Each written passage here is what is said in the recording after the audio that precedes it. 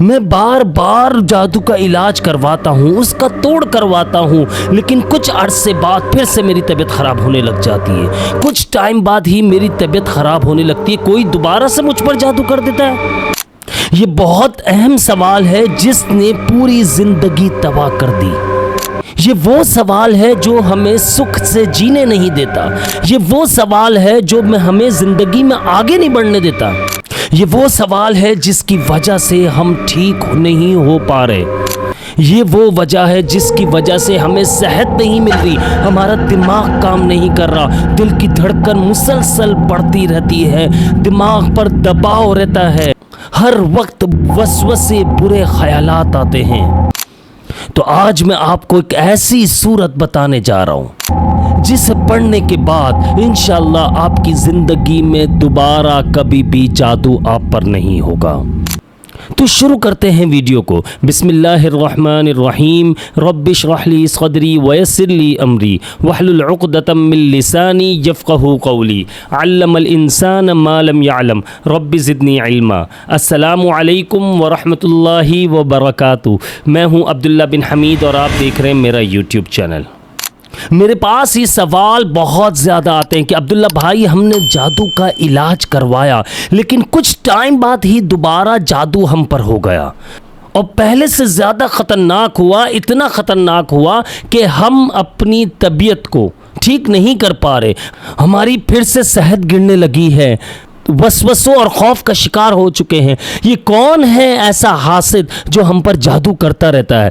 ये कौन से ऐसे लोग हैं जो हमें सिर्फ तबाही बर्बादी की तरफ ले जाना चाहते हैं? ये कौन से ऐसे लोग हैं जो हमारे करीबी तो हैं लेकिन वो ये चाहते हैं कि हम जिंदा ना रहें या हमारे रिस्क बंद कर दिए जाए या फिर हम सिर्फ तबाही और बर्बादी का शिकार हो जाए? ऐसे कौन से लोग हैं? ये वो सवाल है जो मेरे पास आते हैं और आप लोगों के भी दिमाग में इस वक्त ये सवाल गूंज रहे होंगे।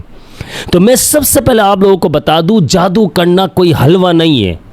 अगर कोई जादूगर जादू करता है तो आपको बता दूं कि इसका असर कितना ज़्यादा होता है। ये बहुत ज़्यादा पावरफुल बात बता रहा हूं मैं आपको एक नॉलेज मिलेगी इस बात से और इंशाल्लाह आज की वीडियो में सारी बातें क्लियर हो जाएंगी। वीडियो को एंड तक देखिएगा।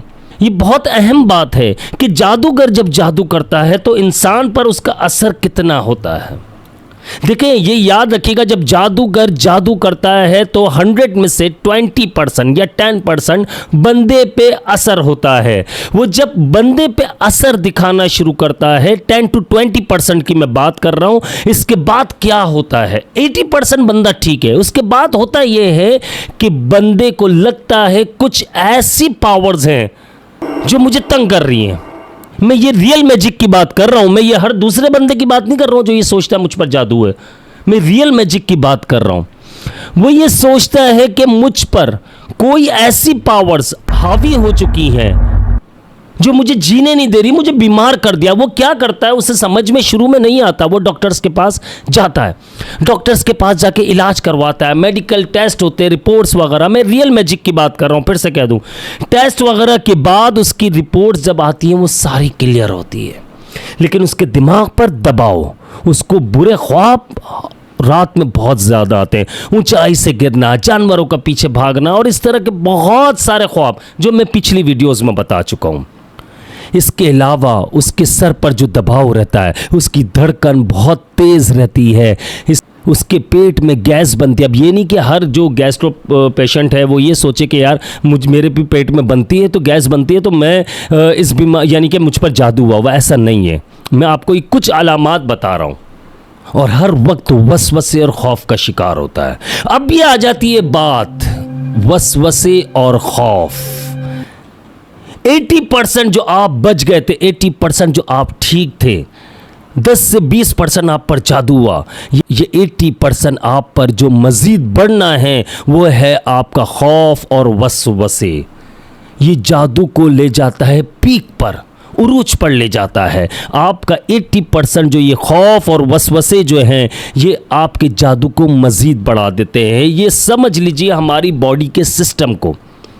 एक बंदा है ये कहता है कि यार आई एम द बेस्ट, मैं सबसे अच्छा हूँ, मैं ये काम कर सकता हूँ और मैं इसमें इंशाल्लाह सक्सेस हासिल करूँगा, तो वो साइकोलॉजी अगर देखा जाए तो 100% वो कामयाब हो जाता है। क्यों?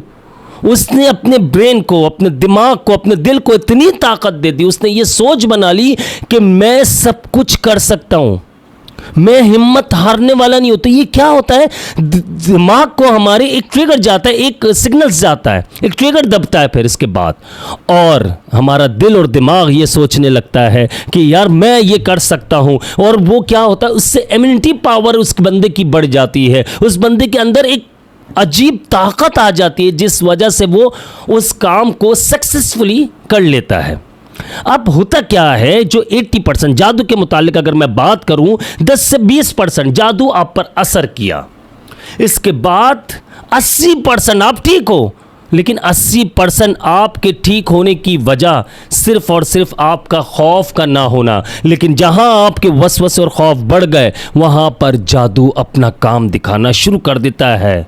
रियल मैजिक की बात हो रही है, ब्लैक मैजिक की बात, यानी कि 10 से 20% जादू को हम खुद अपनी ज़ात से, अपने खौफ की वजह से, अपने वसवसों की वजह से उससे 100% तक ले जाते हैं। यहाँ तक कि ये होता है कि हमें उबकाई आने लगती है, यानी वॉमिटिंग का एहसास होता है, उल्टी का एहसास होता है, लेकिन उल्टी नहीं होती है। हमारा सर फटने लगता है जब हम वसवसे और खौफ का शिकार हो जाते हैं, एंजाइटी में चले जाते हैं, तो हमारे दिमाग पर बोझ आ जाता है।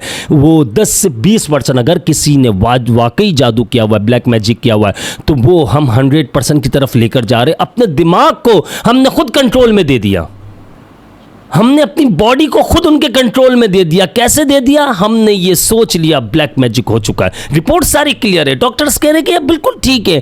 फिर हमारे कोई दोस्त, हमारा कोई करीबी, हमारा कोई जानने वाला, या हमारा यूट्यूब या सोशल मीडिया, वहाँ पर हम वीडियो सर्च करते हैं ऐसा क्या हो रहा है, या चैट जीपीटी से पूछते हैं। खैर चैट जीपीटी वगैरह इन चीज़ों को, ज़ाहिर है वो एआई जो है इन चीज़ों को नहीं मानती, साइंस हमारा नहीं मानता इन चीज़ों को।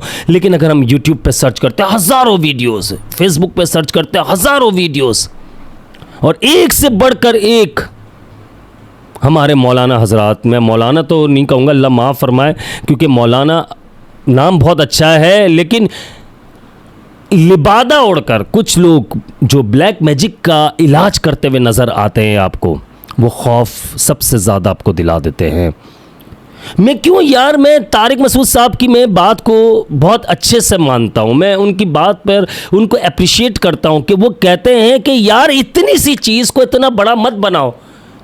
अब लोग कहते हैं यार ये ब्लैक मैजिक को मानता नहीं है ये बंदा, मैं कहता हूँ मानता है यार ये, लेकिन ये कहता है कि अगर आप पर 10-20% असर कर रहा है तो आप इसका खौफ अपने दिमाग पर जब 100% डाल दोगे, यानी 80% जो बचा हुआ है वो डाल दोगे, आपका दिमाग ने ये सोच लिया कि मुझ पर जादू हुआ है, तो बस बंदा तहस नहस ख़त्म।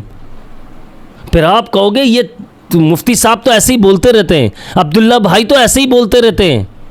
भाई सबसे ज़्यादा अमल दखल हमारा दिलो दिमाग का है। अगर हम इस खौफ में मुब्तला हो गए कि जादू ने असर दिखाना शुरू कर दिया है, और 80% हमारा दिमाग जो है इस चीज़ को लेकर चलता है, हमारा दिल और दिमाग, तो सबसे पहले ये 80% नहीं होने दो, ये 10 to 20% अगर है तो रहने दो। उसका इलाज बहुत सिंपल है। आप अगर रूहानी मुआलिज के पास जाते हो, आपको कुछ भी देता है, वो मैं इस बारे में नहीं पढ़ना चाहता वो किस तरह इलाज कर रहे हैं, किस तरह नहीं कर रहे हैं।